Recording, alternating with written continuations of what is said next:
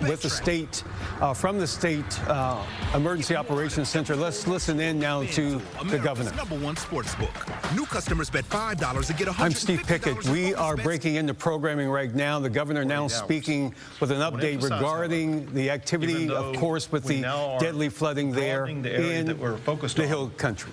We are not at all reducing our focus on Kerrville. They remain a key focus in so many different ways. We continue 24/7 operations to search for anybody who was affected by that game storm. We still have our Department of Public Safety assets, the National Guard, Texas Task Force 1 and 2, and game wardens, all fully engaged in responding to the disaster in Kerrville. We also intensify our focus on the families affected by this. They're going through horrific events that have turned their lives upside down. We're working to aid them, assist them with regard to counseling, grief, all kinds of things we can do to assist those families. One of the most important things that we can do is to address their greatest concern, and that is there are so many families that are still waiting to learn about their loved one. And we are working 24/7 to get the information that will be able to answer their question. What I can tell you is several things. I had the opportunity yesterday to visit Camp Mystic and get to see firsthand what happened there, as well as all the way downstream after that. And it was nothing short of horrific to see what those young children went through. And we will remain 100% dedicated, searching for every single one of the children who were at Camp Mystic, as well as anybody else in the entire riverbed, to make sure that they're going to be recovered. We know that parents and families, they want information, they want closure, and we want them to know that we are working as swiftly as possible to get them accurate information that will provide that closure. I do want to thank the local officials, city and county and otherwise, who also are working around the clock to make sure they are addressing those concerns. The information I'm going to give you is as of this current moment in time, knowing that this information will constantly change throughout the remainder of today as well as in the coming days. In Kerrville and Kerr County, there are 59 confirmed deceased. There's still 11 missing from Camp Mystic. Separate from there, in the Central Texas area, there are confirmed 10 deceased. And across the state, in all the areas affected by flooding, there are 41 known missing. It's important to emphasize this, especially in the Kerrville area. There were so many people who were just camping out, not children in camps, but adults camping out near the river, people in RVs and things like that. There are people who are missing who are not on the known confirmed missing because we don't yet know who they are. We will maintain our ongoing search throughout the entire river system to find anybody who may be missing. One thing that could help this is if you are a relative or friend of someone that you think was in Kerrville or Kerr County that you think is missing, please contact the local officials in Kerr County and let them know that you have the name, identification, and other information about a person who is suspected to be missing. If, however, you don't have confirmed information about that and you're making phone calls, you are slowing down the process of the first responders being able to respond to those who are clearly identified as missing. If you're doing that, you're interrupting official business, and that could be potentially illegal. Call only if you have specific information. While we continue the search process in Kerr County, we are now also beginning the process of responding to the disaster that took place. Includes things like debris removal, Anybody who's seen any images whatsoever in the Kerr County area, you know there's debris all over the place that makes roads impassable, that makes reconstruction projects unachievable, that makes search process more difficult. And the state and local governments are working now on that debris removal process. That process is improved because of President Trump's swift declaration of our major disaster declaration. He ensured in less than 24 hours that major disaster declaration was approved, ensuring that state and local governments are going to have more resources to be able to respond to that disaster, more resources to begin the debris removal, more resources to help individuals who've been impacted by this, as well as local governments that have been impacted by this. Bottom line is this, and that is the swift and very robust action by President Trump is an extraordinary help to our response. I also want to thank Homeland Security Secretary Kristi Noem, with whom I spent the day yesterday in Kerr County. I've been doing this a long time, and I've never seen anybody as responsive and as quickly in her response as what she was yesterday. She didn't wait to get back to us. She was able to, in a matter of minutes, get answers to very important demands. And on behalf of the state of Texas, we cannot thank her or the Trump administration enough. I've also been in contact with, and people reached out from Secretary Kennedy, Secretary Burgum, and others that in the entire administration are a tremendous help. I also want to add that there are governors across the country that have been in contact with either myself or with Chief Nim Kidd or state agencies offering their assistance, including Sarah Huckabee Sanders, the governor of Arkansas, Kim Reynolds, the governor of Iowa, Jim Pillen, the governor of Nebraska, Bill Lee, the governor of Tennessee, Glenn Youngkin, the governor of Virginia, Josh Shapiro, the governor of Pennsylvania, the governor of the state of Oklahoma, and Governor Landry in Louisiana. And again, I'm sorry if I missed some. I know there's others that are constantly reaching out. We're here, as I mentioned, in Austin today because there have been lives lost in this greater region.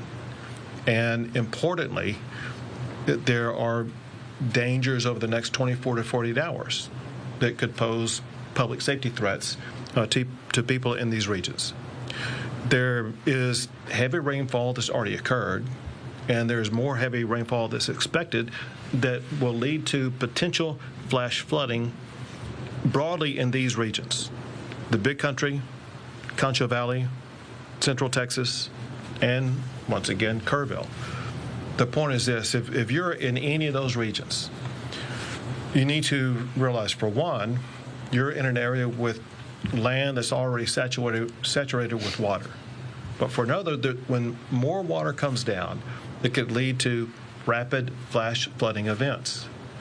Now, there's nothing expected at this time to the magnitude of what was seen in Kerrville. That said, flash flooding can occur at lower levels of water than what happened in Kerrville. It's a particular threat for people who are driving on roadways. Some of the lives lost in Central Texas were people who were swept away in vehicles or in similar crossing type situations. Know that rising water on roads can occur very rapidly. You may think that you can drive through it, only to find out when you're in there that it's too late and that you're getting swept away. And so we urge everybody to be extraordinarily cautious for the next 24 to 48 hours. If there's any water on the road, you got to be safe. There's an old saying for a reason, because it's true, and that is, turn around, don't drown. You don't need to get from point A to point B if it's going to risk your life. Your job, the most important thing you can do, is to protect your lives. And taking a step back, for all of us up here, that's our number one job.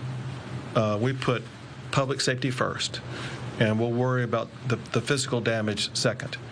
There are still public safety issues and lives to be saved in Kerr County, their lives to be saved in all these regions that I just mentioned here. We want our fellow Texans to be safe and secure, and you can do more about that yourself than anybody else can. With that, I think, pass it to you, Colonel. Yes, sir. Colonel Freeman Martin of the Texas Department of Public Safety. It's been a tough 3 days for Texans, and I can assure you here at this table today that everything that can be done is being done. Currently, we have operations going on in several different counties. Williamson County had 3 people missing. They recovered 1, 2 are still missing. Ongoing searching. Burnett County is missing, 2 people missing. The fire chief and a 17-year-old female. The Department of Public Safety is offering any and every resource that we have to help with those searches, whether it be boat teams, rescue, divers, helicopters, drone operators, drones. So there's a lot of work being done. The governor's very accurate. The ground is saturated, so now a little bit of rainfall and watershed can cause issues. Williamson County is well aware of that. The ground was saturated. They knew that it had issues, and they evacuated neighborhoods, which saved lives. And all that being done, they still have 3 that were washed away. I'll touch on Kirk County. We have about 230 DPS personnel assigned to Kirk County, and everybody thinks about search and rescue and what we're doing. There's a lot of stuff going on.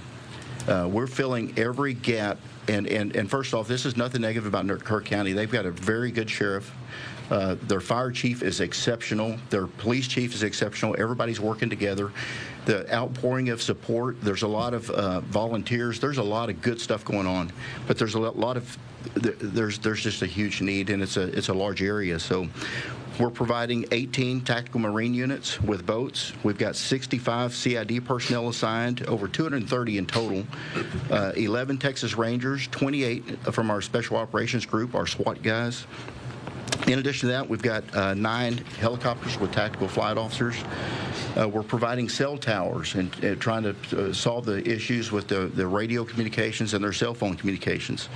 We've provided communications operators to embed with them to handle 911 calls and handle calls with concerned family members. Dealing with the families of these missing individuals, there's no higher priority for us than finding those children. We've assigned commissioned personnel and victim service personnel to the family that are working. They're with them 24/7, can answer or address any needs that they have and get them any information they have. This is tough work, recovering them. So we have victim service personnel there to work with officers that are conducting the search operations additionally. We have some unidentified individuals at the funeral home, adults and juveniles. The Texas Rangers are collecting DNA from family members and from the deceased victims, and we're flying those to the University of North Texas in Dallas, and we will have answers with rapid DNA in hours, not days, to get some closure and information back to these families. We have, in the last couple of days, an outpouring of support from our federal partners, DEA, HSI, and FBI. We've embedded them with our search and rescue teams. This is tough work. It's hot. They're in the mud. They're removing debris. There's snakes. There's water moccasins. This is God's work that they're doing. So, you know, the top priority is the family and the victims. Pray for them, but throw our first responders in there, because there's a lot of good work going on. We're not taking away from any resources from Kerrville to pre-stage here. We're pulling from South Texas, West Texas, and North Texas into Central Texas to prepare for our emergency response. We're well prepared. The legislature, the governor, in previous years has been overwhelmingly supportive of law enforcement and gave us the resources, so we're prepared to respond to events like this in multiple regions of the state at the same time. So, Governor, thank you. Thank you very much. Now, General Seltzer with the Texas National Guard. Good afternoon. The Texas Military Department remains decisively engaged across the flood operations area. Our current force composition, we have 230 personnel operating. We're flying 8 helicopters, and we've increased the size of our force of high-profile military vehicles to help evacuate people from high water areas. We've also expanded our operations area to not only include Kerrville, but we now have personnel operating in San Saba and Burnett. The additional resources we've added since our last briefing are a behavioral health officer in Kerrville, a chaplain in Kerrville. We also sent a chaplain to San Saba. We've expanded the state's Air Operations Center, which is a multi-agency air coordination center hosted by TMD, but it includes every agency that operates across the interagency in Texas. So inside that operations center, we can ensure that the right asset is going to the right location to do the right job. Additionally, today we have launched the MQ-9 Reaper remotely piloted aircraft out of Houston. That aircraft departs Houston, goes out over the Gulf of America, and climbs to 18,000 feet, and then along a special FAA corridor, traverses over to the Kerrville area to conduct persistent SAR, persistent incident awareness and assessment operations. It's truly an eye in the sky for our search and rescue people. I'd like to thank the Federal Aviation Administration today. Due to weather at 18,000 feet, we could not transit from the Gulf of America to the Kerrville area. The FAA granted a temporary flight restricted area through a lower altitude, which allowed our aircraft to safely transit across Texas and operate in the Kerr County area. In terms of rescues and evacuations for the Texas Military Department, we have a total of 525 rescues or evacuations. 366 have been by air and 159 by ground. Of those count, 20 ground evacuations occurred in San Saba and 5 air evacuations occurred in Burnett. And that concludes my brief. Thank you, Governor. Thank you. Now with the LCRA, there, Phil. Yes, sir. Good afternoon. I'm Phil Wilson, General Manager of the Lower Colorado River Authority. I think the most significant message we have in the general area right now is that if and when we get more rain, please stay off the lakes. High the lakes have a lot of debris right now. It's not safe to be boating. It's not safe to be out there. We'll let you know when it is, but critically, stay off the lakes. It's July. People are used to summer, and this is not a good time to be out there. To echo, we're working very closely with law enforcement. We have our rangers deployed to Burnett County right now with our mobile command center trying to support the activities up there. It's a partnership working all together with law enforcement, TDM, and everyone that's showing up to help assist. It's a very critical time for us. Next, what the governor said, we have a lot of saturation. We opened gates up at Wirtz and Starkey the last couple of days. Those are closed right now. We're ready just in case we need to. We've added more than 350,000 acre feet to the Highland Lakes of Buchanan and Lake Travis. We're 67% full. We have a lot of room in headroom in case more water does come in to make sure those reservoirs do what they're supposed to do, which is to capture the water for the future and protect against flooding. Thank you, Governor. Very good. Now, Chief Nimkit. Thank you, Governor. And I want to remind everyone, life safety is still our #1 priority. And what I mean by that is, and Colonel Martin said it very well, Kerrville and Kerr County have great local emergency managers and responders. They really do. But they're a community of about 55,000 people. And they had a lot of people there that were not from that area visiting, vacationing. And their resources, and this is what state agency, what the state government does when a local community gets overwhelmed, is we send in additional resources. So our hats are still off to all of those local responders that live and work in that community, and that their homes and families were also impacted, and they're still there on the job. We owe them a great amount of gratitude. Second, we continue with our search not only in Kerr County, but everywhere that we know we have missing people. And I need your help in being very cautious. Let's not get wrapped around the axle on the word recovery. You're going to start hearing the word recovery used in a lot of different contexts. Be very careful how you use that word, because I'm going to be careful how I use that word as well.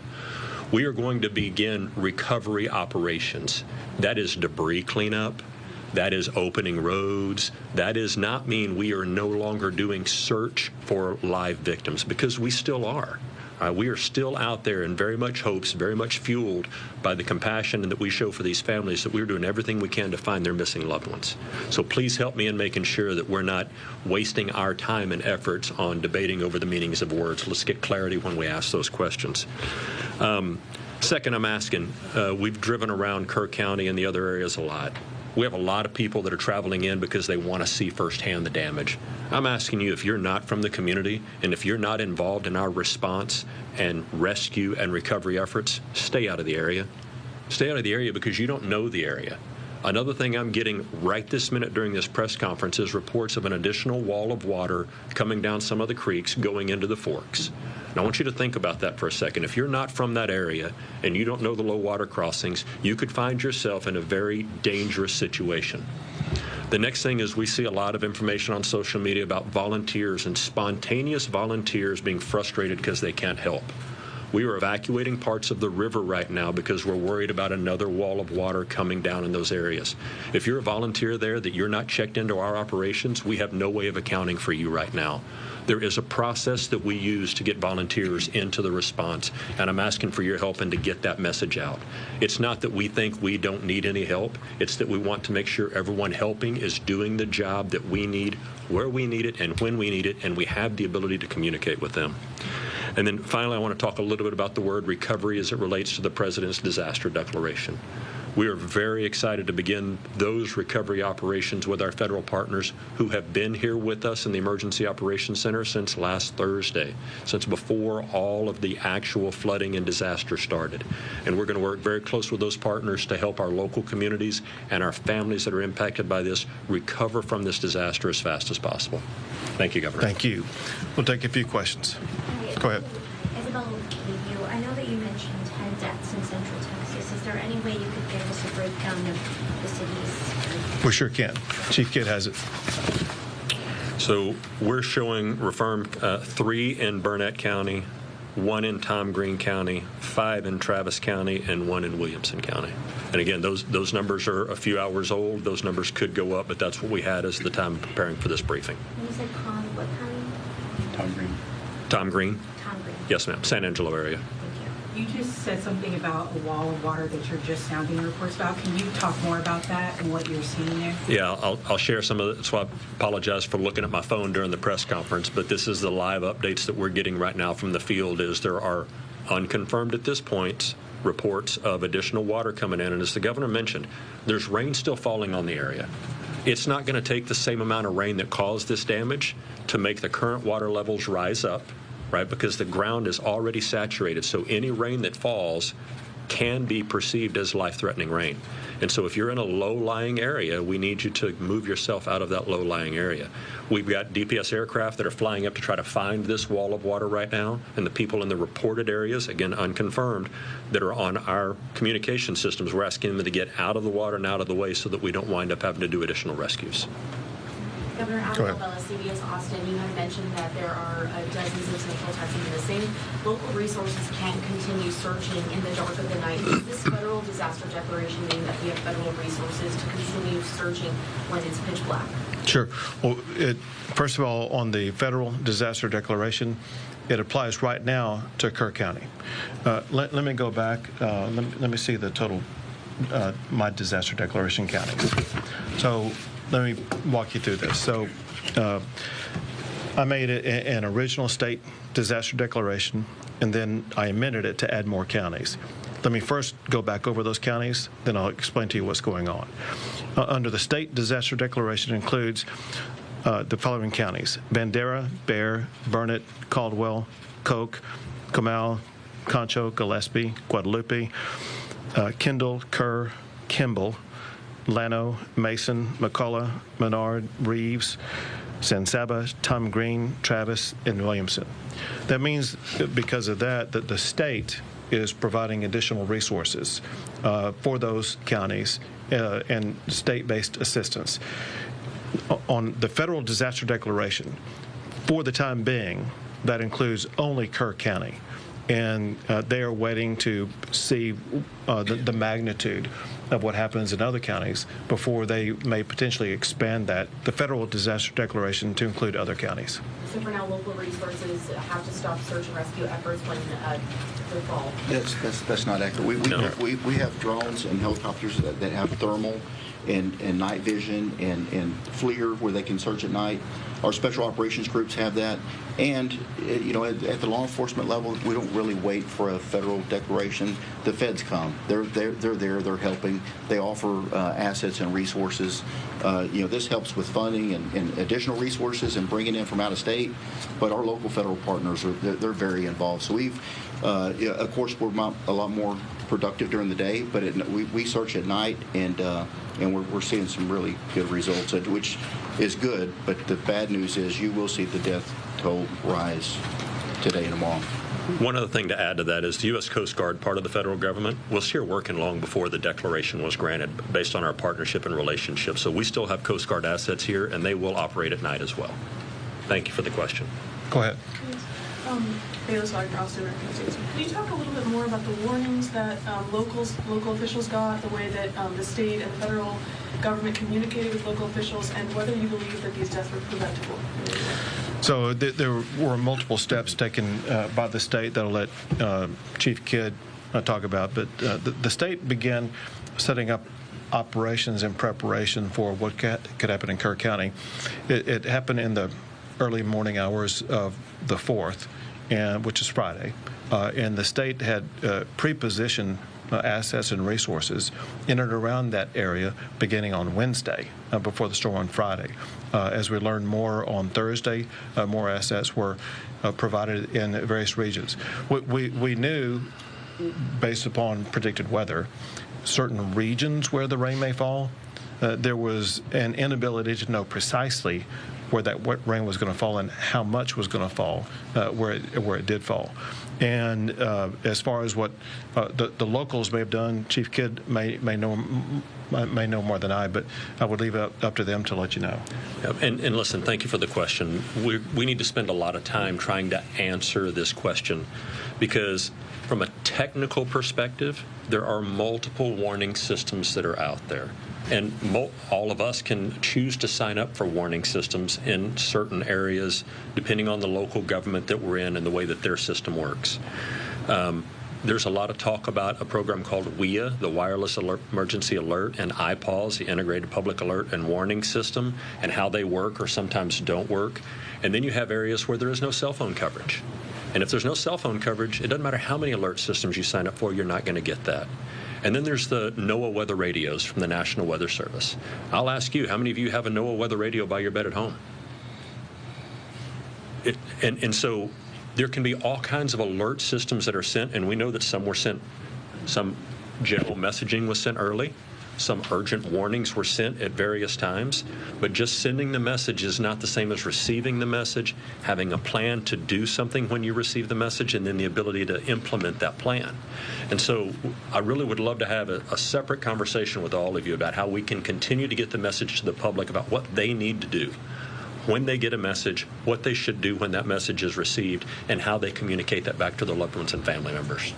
Let me add this also. I don't know if you guys saw this, but the city manager for Kerrville explained that on the morning of the 4th, he was out jogging at about 3:30 in the morning, and it just then began to rain a little bit.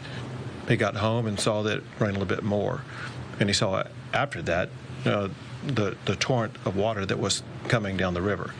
And the point that he made was that by the moment in time when they knew the magnitude of the water, it's a difficult decision whether or not to begin evacuating people or not, because if you have a warning telling everybody to evacuate, you could actually lead them to their death. We know that some deaths in Kerrville were people who died who got swept away who were trying to evacuate. And so local officials know the best about the terrain, about the danger spots and things like that, about who might be able to evacuate, those that would just be getting into a more dangerous situation. You talked in what you just said kind of about expertise and about just knowing the area, and that extends also to the National Weather Service folks who are in those offices and have years and years of experience.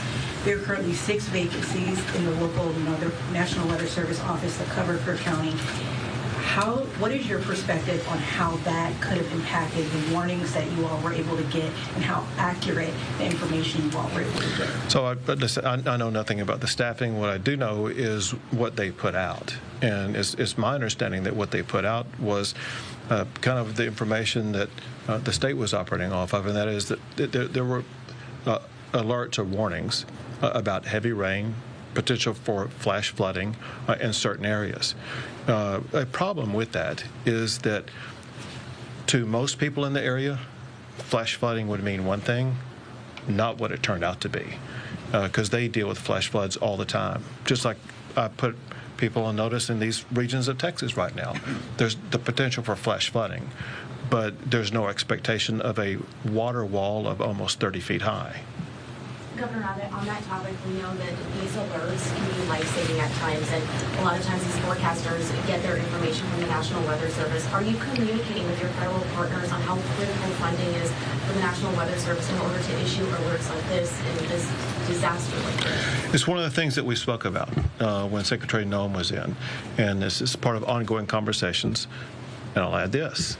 As you all probably know, we have a special session coming up, and the way to respond to like what happened in Kerrville is going to be a topic for the special session to address. We have time for 2 more questions, folks. Is part of what you want to address, because there was a bill that was going to create a council to kind of talk about what warning systems, and it was not successful. Is it a concern that there's all these camps on this area? This is an area that deals with flash flooding, but there were no sirens that were in this area. Can you talk about that and why that hasn't been funded to this point? Well, it's going to be something that will be looked at. As you kind of pointed out, these camps go back almost 100 years, and they are familiar with the water in the area probably better than anybody else. And they have their own ways in which to deal with warnings that would involve children, sometimes as young as 8 or 9 years old. And we need to evaluate what they know, how they respond, what they need. And that's why it's going to be good to have a session with all members working together that would bring different perspectives, because the reality also is this, and that is what's needed in that river basin at that location could be far different than what's needed in some other river basin across the state. Time for 1 more, folks. Go ahead. Texas Tribune. Do you know if anyone tried to get warning to people at the camps outside of the automated disaster system? I missed the first part of the question. Did anyone try to get warning to the people at the camps outside of the automated system? So I'm not sure that I understand the question. I mean, does somebody go door to door and knock on the doors, or? Yeah, we're just wondering if there are any official outreach in the area. You know, we talked to the county emergency manager when we were there the first day, and the county does have a plan for that county and the 18 or so camps that are in that county. Probably be really good to ask them that question and let them give you that answer. It's a good question. Thank you. Thank you, everyone. Thank you all. Again, you're hearing from the governor and others regarding an update on this disaster in Central Texas, there in Kerr County, and frankly, throughout the Hill Country. The concern right now that the term was used, a wall of water possibly coming yet again in that area because of continued rain. The governor saying that the priority right now is that clearly there are families still waiting to get more information on the status of their children. The latest numbers we have here, 59 deaths in Kerr County alone. We know that number invariably will go up because there are deaths surrounding that area as well. There is also going to be an update from Kerr County officials regarding their ongoing effort. This is still defined by the governor as a rescue effort. The efforts are still going on to try to find victims. It is not a recovery effort officially regarding what has happened in this region. Again, you can go to cbsnewstexas.com for that update from Kerr County. We, of course, will update you with the very latest in our 5:30 edition of CBS News Texas here. And again, the bottom line from this governor right now is that the effort is still on. The death count continues and the search continues.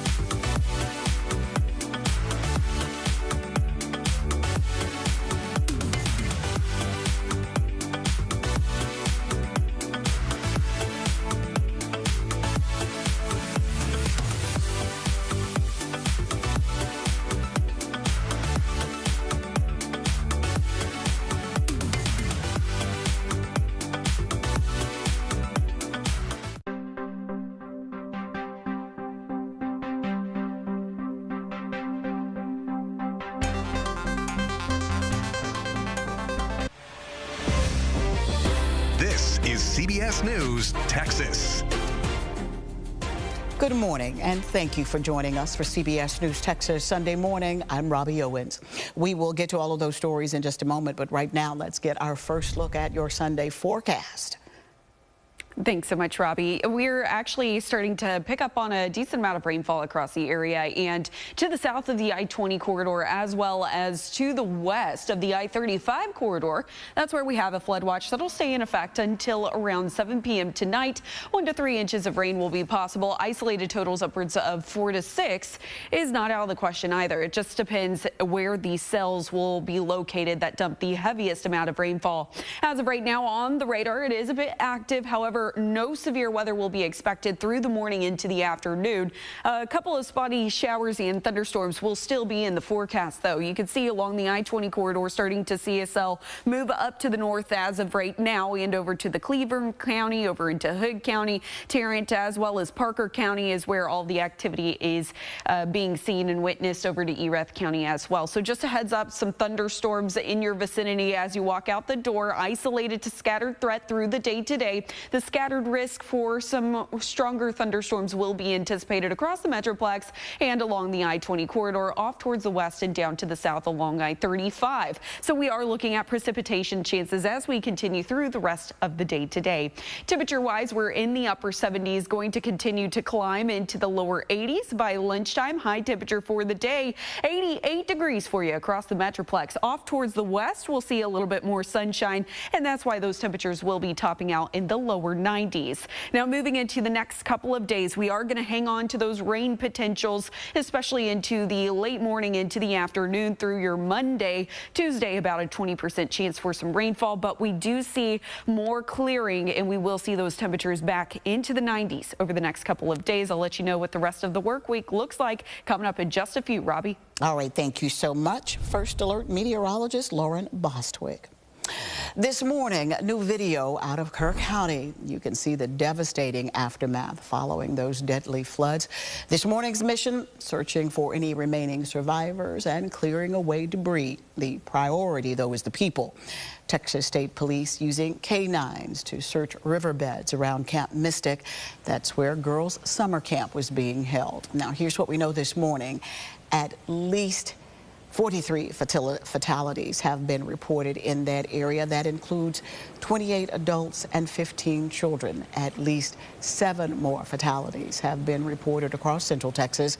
That includes in Burnett and Travis counties. Right now, that brings the death toll to 50 people killed in the severe weather and flooding. This tragedy, of course, is being felt across the state. Trevor Sahaki has the latest on the growing number of victims from right here in North Texas. But first, our Bo Evans is in Kerrville again this morning, which took the brunt of the flooding. Bo, we heard from the governor yesterday, and he says this remains a rescue mission. Good morning, Bo.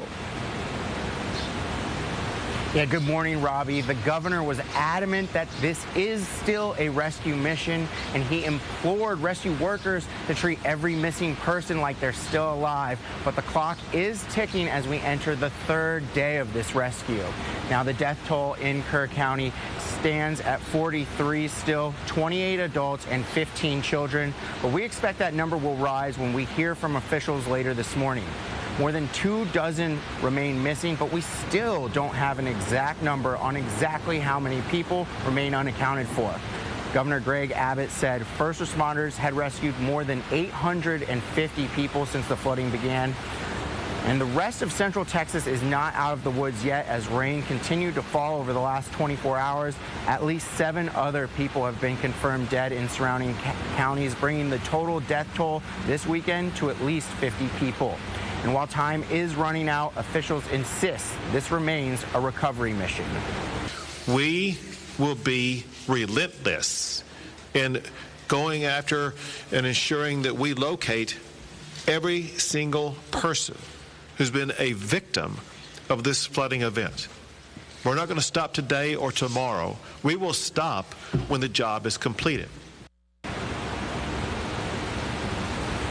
Now, Governor Abbott expanded that disaster emergency request, and that will include several other counties in central Texas, including Travis and Williamson. He also declared today a day of prayer for all of those Texans that were affected by these floodwaters. And before we go, Robbie, I just want to show you, we have a closer view of some of this devastation we saw from afar yesterday.